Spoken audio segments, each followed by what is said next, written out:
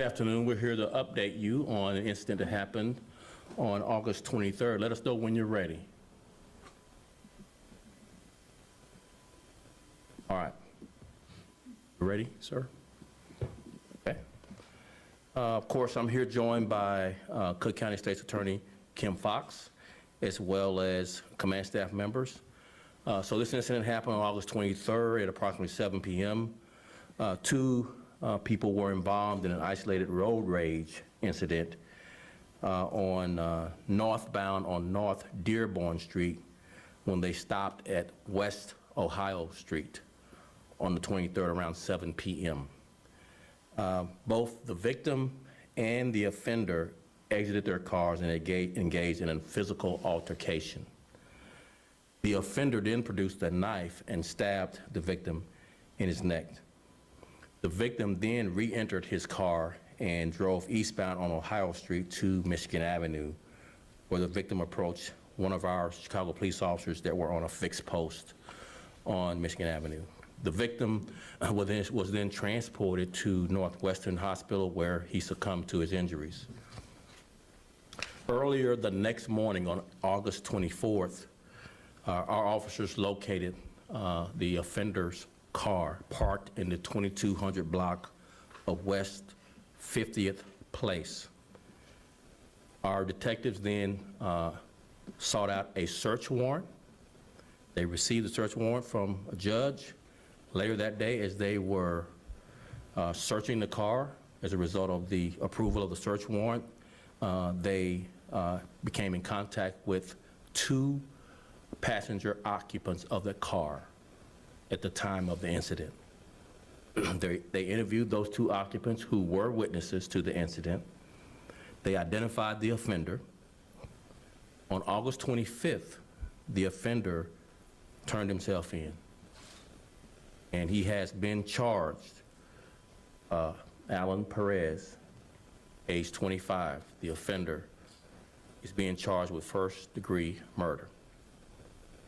I want to thank the State's Attorney's Office, our detectives, our Chicago police officers, as well as all of the work that was done with the pod camera network, the video camera network in this city to locate this car and the tools that we use to track down the offender to bring this case to a close and justice for these families.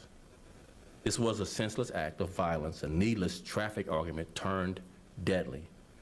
So we urge all of our residents to take every precaution to stay safe, but we will not tolerate violence anywhere in this city. And with that, I'll turn it over to State's Attorney Kim Fox. Kim. Thank you, Superintendent. As the Superintendent has said, the Cook County State's Attorney's Office approved charges within the last hour of first-degree murder. This defendant will appear in Central Bond Court tomorrow to have the charges and the proffer read before the court and a bond hearing at that time. As this was an incident that did not involve a firearm, it's a death without a firearm, it is not a mandatory no bail. It will be a discretion, up to the discretion of the judge in terms of whether this person is held without bail. As the superintendent has said, this was a horrible, senseless act of violence that will not be tolerated within the city of Chicago or the county of Cook. I too want to thank the Chicago Police Department, its detectives, and the community who came together, working with the Cook County State's Attorney's Office to allow us to have charges within days of this incident occurring. Again, these charges are but an accusation, and the process will continue, but once again, we hope that this provides some small measure of comfort to the family who lost someone so senselessly, so tragically, a father whose son must continue to soldier on without him because of random and senseless acts of violence here in the city of Chicago. With that, I'll turn it back over to Superintendent Brown. We'll take a few on-topic questions. Hi, Lexi Suter, Channel 5. Can you give us the proper spelling of Alan's first and last name, and does he have any criminal history prior to this? It is a common spelling, A-L-A-N, Perez, P-E-R-E-Z. And I don't believe we have the criminal background. Brenda, do you have it? Let's just hold off on that until we get to bond court tomorrow, okay? All right? Carmen Vargas with Univision. This is actually in a different case, in the case that the homicide that happened in Little Village on Wednesday on the 2700 South Holman. Is there any new developments on that? So we want to stay with on-topic questions for now, but we will take that and get with you after this press conference and give you an update on the detail of that case, okay? Any on-topic questions? Stephanie Wade, ABC7. Can you talk about crime in this district, particularly compared to last year? Is it up this year in terms of violent crime and murder? So overall in the city, homicides are down 17%, double digits, and shootings are down 18%, double digits.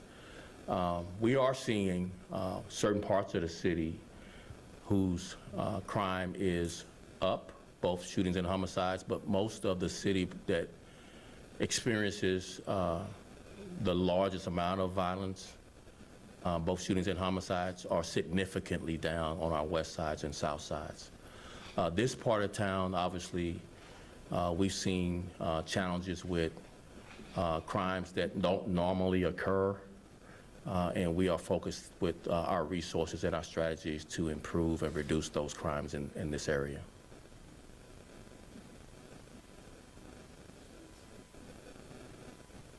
Dan Lemignot from CBS Channel 2 News. Superintendent, you mentioned that there was a search warrant, they searched the vehicle, and then they came in contact with the occupants. Do you mean that they literally came upon them at the scene, or they found some evidence inside the vehicle that led them to those individuals? So as they were searching the car, occupants came to a door of one of the homes where the car was parked, came out, and began being interviewed by the detectives. And we discovered that they were the occupants of the car. They were forthcoming with information that led to identifying the offender. All right, thank you all so very much. Really appreciate it.